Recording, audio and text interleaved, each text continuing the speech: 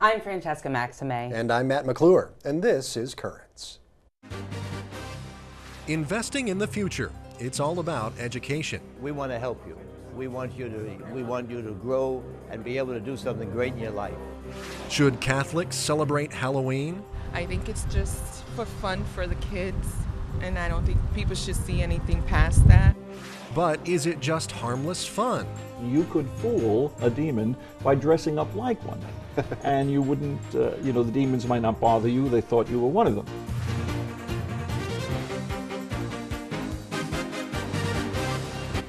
Good evening, and thank you so much for joining us tonight. Well, last night there was a cardinal in town. No, we're not talking about the World Series. Of course, the Yankees are actually playing the Phillies. Yes, not the St. Louis Cardinals. Right. This cardinal is Theodore McCarrick. He's the retired Archbishop of Washington, D.C. He was one of the featured speakers at the Futures in Education Scholarship Fund dinner. Futures in Education is a foundation in the Brooklyn Diocese to help the children who are most in need get a Catholic education. Bishop DiMarzio was at last night's dinner, and part of the evening was devoted to a silent auction to raise money for the foundation. And there was even some song and dance. What our friend has done for us today, and therefore I would simply like to say, thank you very much. Thank you very much. That's the nicest thing that anyone's ever done for me. The reason we're here tonight is this Future in Education thing. It's a bunch of big shots from companies and CEOs, and they're all coming, and they're giving money to help everybody like me and everybody else that's going to Catholic schools and give scholarships and things like that to just make things better for us. Tonight it's all about the children. We're celebrating 20 years of Futures, and what Futures does is raise resources so that we can share scholarships, need-based scholarships, with the children of Brooklyn and Queens. Our goals are to raise $1 million. Our goal is to raise new friends. Our goal is to tell our story. Our story is probably the most compelling story in the city of New York. We are helping children whose average household income is $26,000. And you know, $26,000 does not buy much in New York City. But what it does buy, through the sacrifice of the parents and those all committed to Catholic education in Brooklyn and Queens, is the best education possible. We have sports memorabilia, we have unique experiences, we have World Series tickets, we have a dinner at Rayo's, we have tickets to the Masters, and of course, there could be a few surprises in there. So we have about 75 items that we're going to look to auction off tonight. Probably the most important thing about a good Catholic education is that the youngsters have a caring environment. People are looking out for them. People are saying, we want to help you. We want you to grow and be able to do something great in your life. We don't want you to be a failure. And we do that. We make sure that you get individual attention, that there's love in there. That's what a Catholic school is all about. There's love in there. There's love, there's caring, there's challenge. There's always challenge, because we want to get the most out of the youngsters who are there and get them to use their talents. They all have talents. They all have great abilities. Every kid does. And what the Catholic school does, it really makes it as its great purpose that we take the youngster and we do the best we can for them. And we answer the big questions too. Well, who made you? What's life all about? So we've got that good combination of giving a good education on the secular field and letting somebody know how important it is to be a child of God. Those are important things for life. That's what we're all about. And Brooklyn does it well. Good Catholic education makes sure that children have values plus an excellent education, and that's what they need to really succeed in life. We're not looking to compare them, but at the same time we know that our scores are higher than the public schools in the state of New York and in the city of New York. On a smaller budget, we're able to accomplish more. So again, I think excellence is what we look for, and we do produce it. And again, it's wonderful that we can have this competition between Catholic schools and public schools. And we're winning. The Scholarship Fund Dinner for the Futures in Education Foundation. And you may actually remember the Great Irish Fair just a little over a month ago. Much of the proceeds from that went to the Futures in Education Foundation as well. Great event, and good to have the Cardinal there as well to be a part of it. And as Bishop DiMarzio said, you know, the Catholic education is a very important part of the education system in the city of New York.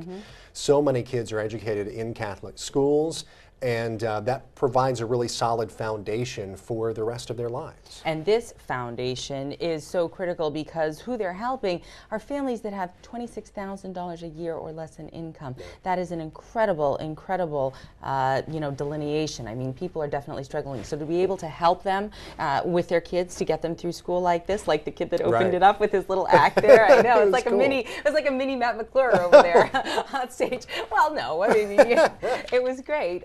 It just makes you feel good that they're able to help kids like that. Yes, it does, absolutely. And especially with the cost of living in New York. Oh, yeah. As you and I know, it's definitely different than other places.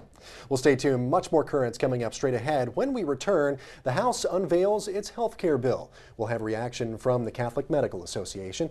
That and the rest of the day's headlines next. And find out why this Pope never dies.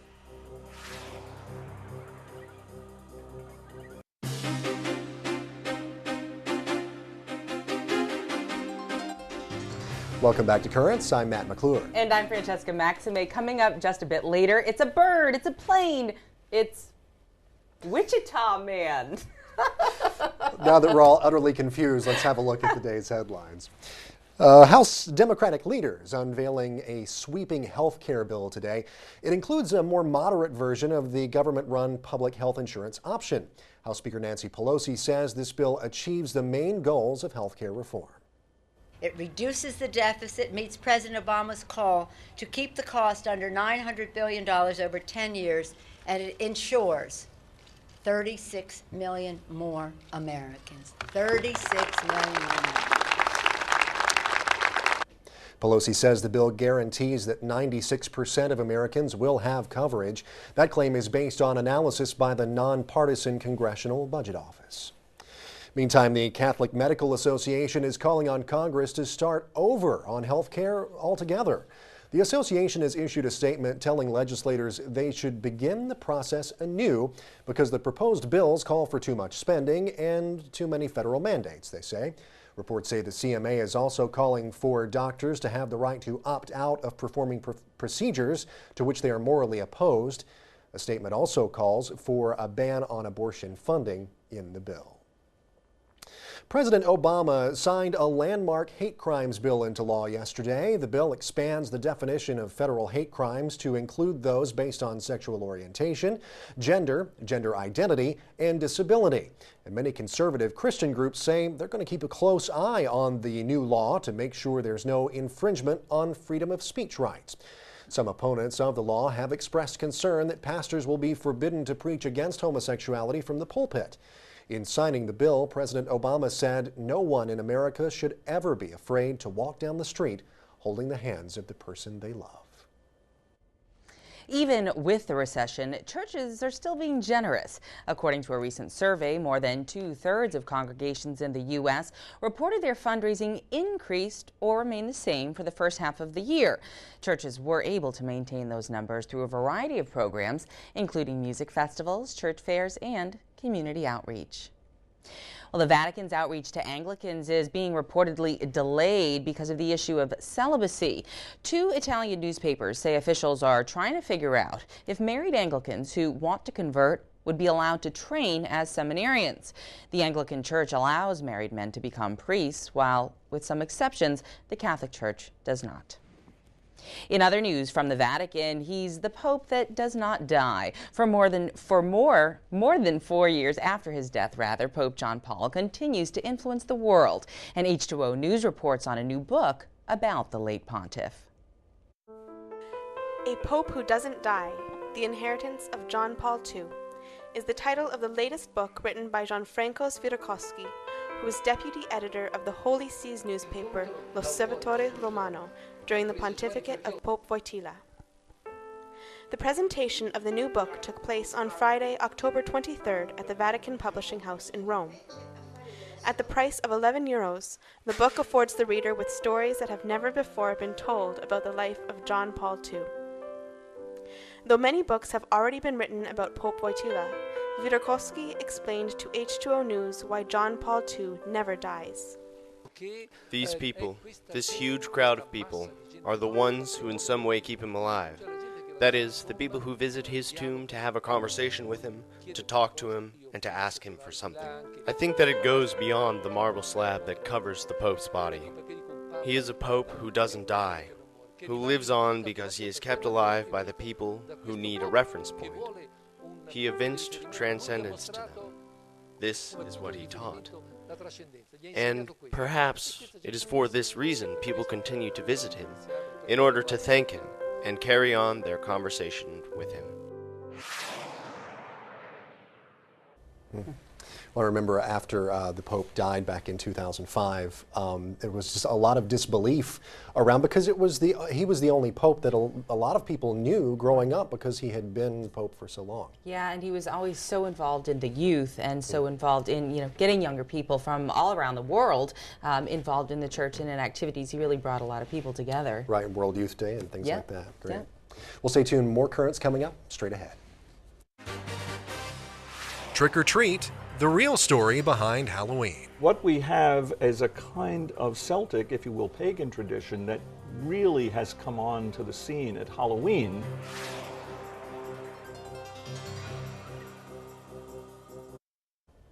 Well, we are just a couple of days away from Halloween now. All the costumes, candy, and trick-or-treating. A lot of nice decorations outside in my neighborhood. But is it all just fun and games, or is it a holiday that clashes with the Catholic faith?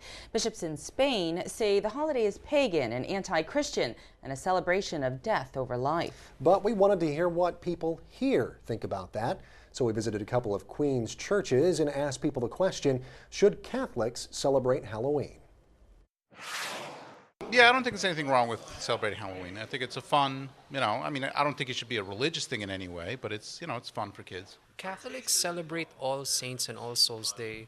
And as Catholics, we celebrate those feast days in conjunction with Halloween. It originated from the Celtics, so the Catholic and at that time, Okay. From pagan to Catholic. I've never been a fan of Halloween myself, personally. But I see people and my friends, they celebrate it as a way of like the dead, if you have people who've died in the past, so it's a way of kind of like praying and thinking about them, It's become so commercialized that people are so interested in the costumes and the candy, and they don't really look for the true meaning of Halloween, which is a pagan holiday. See, I don't believe that Halloween is based on religion. I think it's just for fun for the kids, and I don't think people should see anything past that. Yeah, I don't see why not, yeah. What are you going to dress up as for Halloween? I'll be myself. It's great, people get together, they all have different things and they dress up as costumes, helps bring out the spirit before All Saints Day. I think it's a great thing to celebrate. I'm not a big fan of Halloween. I've never been. But when you have kids, it seems to be like a kid's holiday. My daughter wants to be Cinderella again for 3 years in a row. Man, how can you say no to that? Absolutely not. Why? Well, if the little bit that I know about the history of Halloween is obviously has nothing to do with our religion. In fact, it's, from what I understand, it has to do with paganism. So we should not be celebrating Halloween. I honestly never had a thought about it. So now I'm going to go home and think about this. I never thought it was good or bad. Interesting. Kind of indifferent there to round it out, but you see there a large, I guess, variety of opinions on the holiday. Well, it seems like the consensus is if you have kids and they want to dress up because they're kids, like the Cinderella thing 3 years in a row, then, but otherwise, he made a good point too. I mean, it is a different way, it's pagan, it's different. Right. Well, and you heard a lot of people talking about the pagan roots of Halloween, heard a lot of people talking about the Celtic roots of Halloween. So what we wanted to do was actually put it all in context for you and learn a little bit about its actual history. So you're in for maybe a few surprises here. I sat down with Brother Owen Sadler. He's a professor of philosophy at St. Francis College in Brooklyn Heights. Have a look. And Brother Owen is joining us now. Thank you, brother, for being here. We really appreciate it. Thanks for having me, Matt. I appreciate being here. Well, thank you. Well, and you know, this time of year comes around once a year, obviously, and we often just think about the kids getting all dressed up and going trick-or-treating and things like that, but we often forget maybe where all these traditions have come from. Sure. So tell me a little bit, first of all, about the origins of Halloween. Well, the remote origins, Matt, it was always connected with the traditional feast of All Saints' Day and All Souls' Day, which occurred on the 1st of November and the 2nd of November. And that is an ancient tradition going way, way back. Some of the first mentions of such feasts are in Antioch and Constantinople with St. John Chrysostom even. Yeah. It shows up in Rome around the year 615 with Pope Boniface IV in the dedication of the Pantheon to the Church of Our Lady of All Saints. And it gradually gets fitted into the West as a very important part of the Triduum of All Saints' Day. And Halloween, All Hallows' Eve, was the vigil on to be observed with ceremonies of light and prayer before the actual feast of All Saints and All Souls. And even Pope Benedict XV in the 20th century, in 1915, allows priests to say 3 masses on All Souls' Day, and that was during World War I, and they were deeply connected to that. Right. But we have other traditions with Halloween that have sort of crept in. Of course, and that's what of course comes to mind. I'm like, okay, well, how do we get from that to dressing up and going out and asking for candy and things like that? Well, it's a very good point, Matt. It's an important. It's funny in some ways, but the current Halloween traditions that we have are really probably of a Celtic origin. Right. And in the Celtic world, that is in Scottish, Irish, and Welsh traditions, and in German traditions as well, the spirit world, the world of sprites and so on, was closer to the natural world and sort of intruded every once in a while. Right. And in the Celtic tradition of these spirits having a certain time of the year to sort of run riot a little bit, it occurred as the summer season was coming to an end, the long days were ending, and the long nights were coming in, and hence it was the time for the spirits to sort of feel their oats. Yeah. And so what we have is a kind of Celtic, if you will, pagan tradition that really has come on to the scene at Halloween and sort of grafted itself onto a more traditional Christian tradition or Catholic tradition of All Saints' Day. Okay. But with that being said, what you have are things like dressing in costumes. Right. And part of that was, in the Celtic tradition, you could fool a demon by dressing up like one. And you wouldn't, you know, the demons might not bother you. They thought you were one of them. Right. If you did get caught, Matt, you could give a treat. Because the demons had an insatiable, in the Celtic, had an insatiable appetite for sweets. Right. And you would give a piece of candy or a treat. And there were things like marking, throwing powder on someone to recognize them as someone who would not be bothered by one of the demons and so forth. Then there's another curious feature, fruit and apples. The Roman goddess Pomona, the god of fruit, it was the time of the year for the giving and the picking of apples and things like this. And so there was this tradition of ducking for apples. Right. And that was more of a Roman tradition associated with the goddess Pomona. So it's an interesting blending of things, but it's not really connected to All Saints' Day as we know it. Right, right. So what have become traditions today aren't really surrounding All Saints' Day as much. That's right. They were sort of national and ethnic traditions among the Celtic and German people that sort of came into to be accepted, and somehow it sort of merged in with Halloween, but it's really not associated with the religious feast of All Saints. Right. Well, that being said, I mean, of course, there are a lot of people in Christian circles, I think probably more Protestant circles, who would say, you know, this holiday that we celebrate as Halloween really has its roots in pagan tradition, in Celtic tradition, things like that.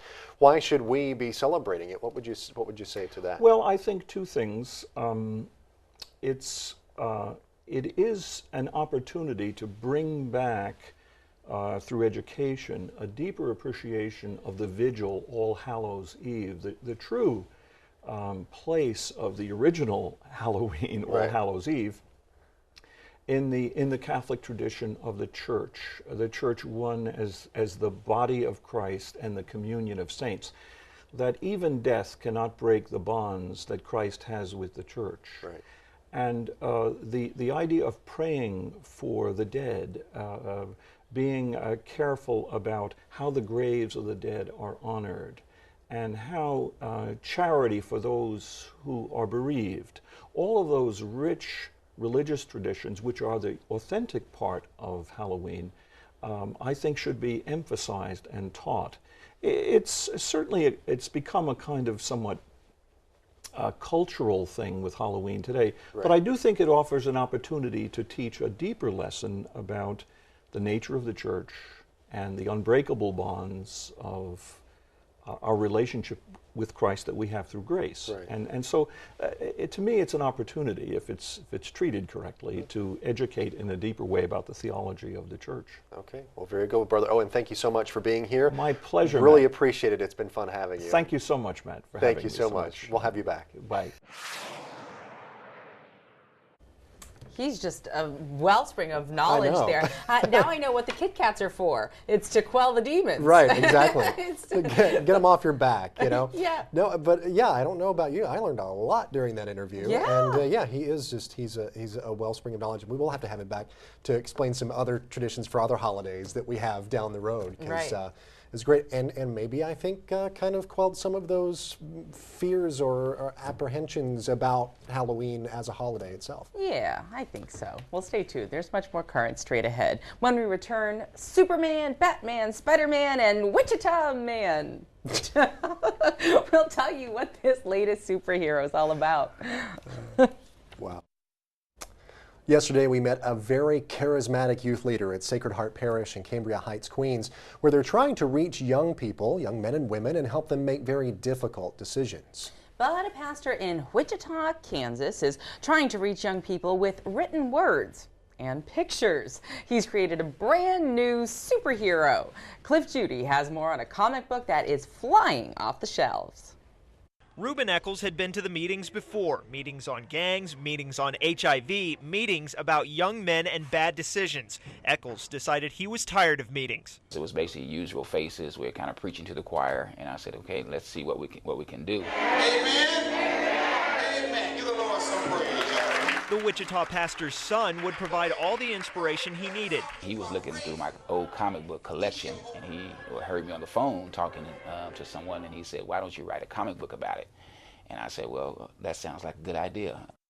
The first issue of Eccles' comic book Wichita Man was distributed at more than 20 local shops in February. The picture comic, which shows Wichita Man battling domestic violence, gangs, and other social problems, is now available in more than 50 businesses and schools. It is about community,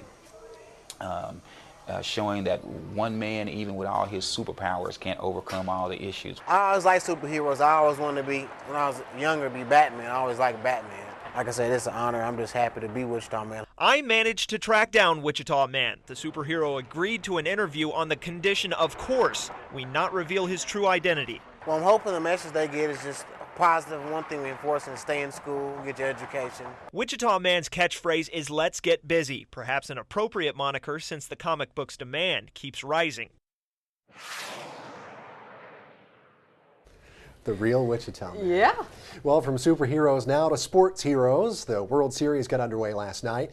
The Phillies took Game 1. defeating the Yankees 6-1. And while the Archbishops of New York and Philadelphia have that little friendly wager going that we talked about yesterday, we wanted to find out who our very own Bishop Nicholas DiMarzio is rooting for. He was previously the Bishop of Camden, which is right across the river from Philadelphia. So is his allegiance with the Phillies or with the hometown Yankees? At last night's Futures in Education dinner, we had a chance to ask him. Well, I have to root where I am, so you have to work for the Yankees. That's it. Gotta be a homer. Well, I mean, I'm from Boston, so everybody's asking me, are you a Red Sox fan? Are you a Yankees fan? You know, and I'm like, Yankees, yeah, absolutely. You know, then I go home and I literally like put on the other hat. I'm like, eh. Well, I'm from Atlanta, so I'm a Braves fan. Yeah. But, you know, who I'm rooting for in this, I'm going to plead the fifth. Oh. Because staying I don't impartial. want to well, right. You're like incognito on it, like Wichita Man. Exactly. I don't like, you know, peel back my coat here and like a big Atlanta Braves A on my chest or something. It's too bad they didn't win last night, but you know, the spirit will get them through. It's right? only one game of the series. Pray for the Yankees, everybody. Pray for the Yankees. That's right. That's why the series is in 7 games. Well, that's it for this edition of Currents. Now, tomorrow, as we wrap up Respect Life Month, we'll meet a woman who, against all odds, carried her troubled pregnancy to term. We have that and the rest of the day's headlines tomorrow on Currents. Until then, remember, you can always watch us online at currentsny.net. You can also let us know what you think by sending us an email. The address is at the bottom of your screen. It's drop us a line, all one word, at currentsny.net. Well, for all of us here at Currents, I'm Matt McClure. And I'm Francesca Maxime. Thank you so much for watching tonight. Have a great one.